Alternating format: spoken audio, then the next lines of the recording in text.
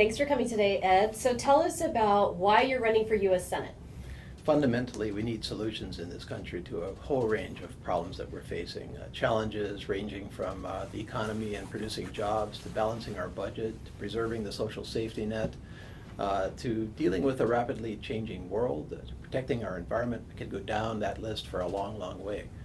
The basic issue is that they are all major challenges facing us, and I think, frankly, I have a sense that we're just spinning our wheels on a lot of these challenges because A, we're not really trying to work them out, we're just yelling at each other, and B, oftentimes we don't take the time to realistically deal with what those challenges are, what the actual options are to solve them, and what are the long-range consequences to making decisions, and what should we do.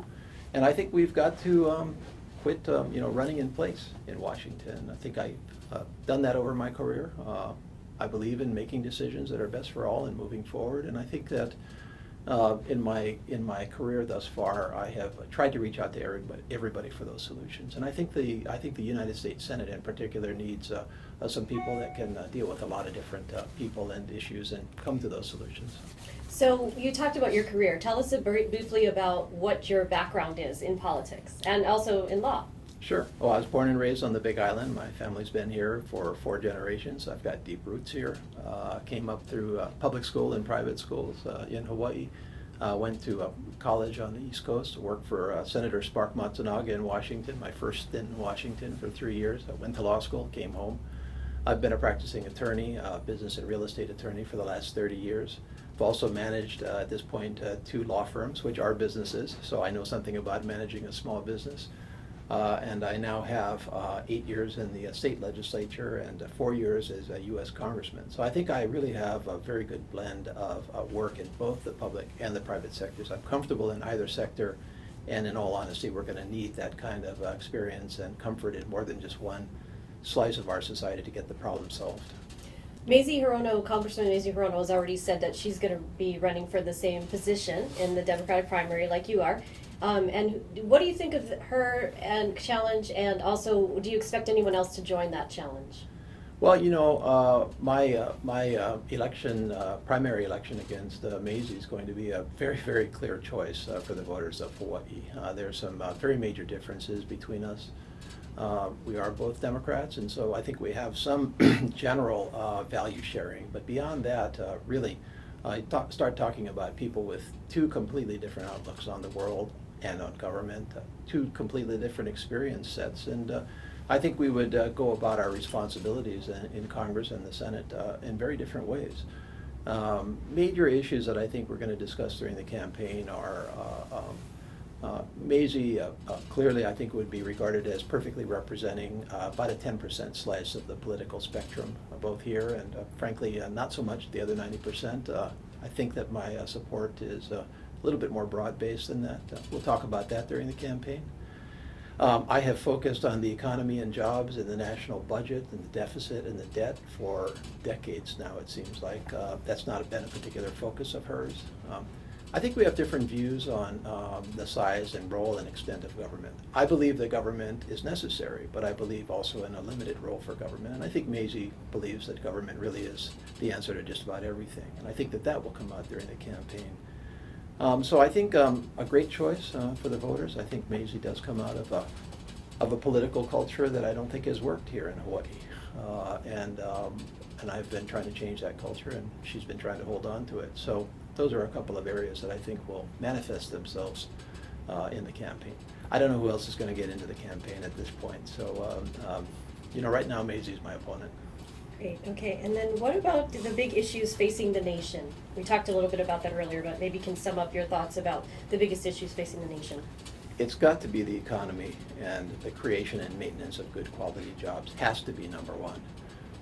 This is a time in which we are facing a rapid change and maturity and development in our own economy, from the economy that really has been the mainstay of our country since World War II to an internationalized economy. And if we are not up to the job of competing in a world, we're not going to be able to break out of really the issues that we're facing right now. I'm absolutely convinced we can do that.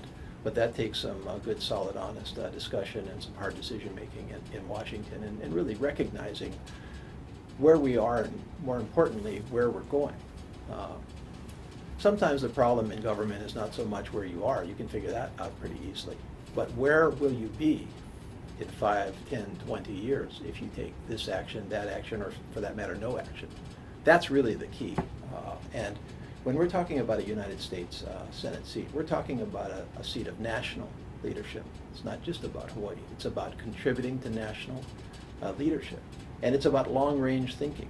You're not just dealing like a U.S. congressman with, the next 1 or 2 years. You're dealing with 6, 12, 18, 24 plus years, generations. So those are issues that we're going to have to deal with significantly. You cannot talk about the economy and jobs without also talking about the federal deficit and the debt. People that think that that's somehow not related to maintaining a strong economy and jobs either have some economic policy that's not familiar to me, or to anybody else for that matter, or frankly just not enough experience. So those two are the biggest issues we face in the next 5 or 10 years. And then how do you see, final thoughts on how you see this race unfolding? Anything else you want to add? Clearly it's going to depend very much on who ends up being in the race. I think that the themes in this race are going to be there on election day, regardless of whether it's me and Mazie Hirono or the two of us and anybody else on either the Republican or the Democratic side. It is and should be about solving problems. It is and should be about really a different and better way of governing. It is and should be about focusing on the economy, on jobs, on debt and deficits, on preserving the safety net in a very trying time. But I think ultimately it does come back to a basic question, which is, do we think that our federal government is working right now? I think Mazie feels that roughly it is, and I feel it's not. And I think that is going to be a theme in this campaign, regardless of who's in it.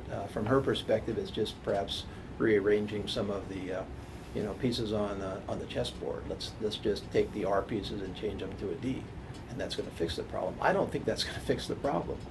I think the problem has to do with changing the chessboard itself. So I think that ultimately, I think that's what this is going to come down to.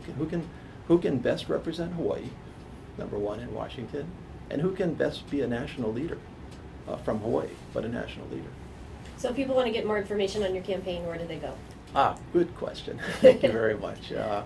My campaign can be reached at edcase@edcase.com. That's my email. www.edcase.com, our website, and telephone number 808-888-9997. Or just stop me on the street along the way. All right. Thanks for coming today. Thank you very much.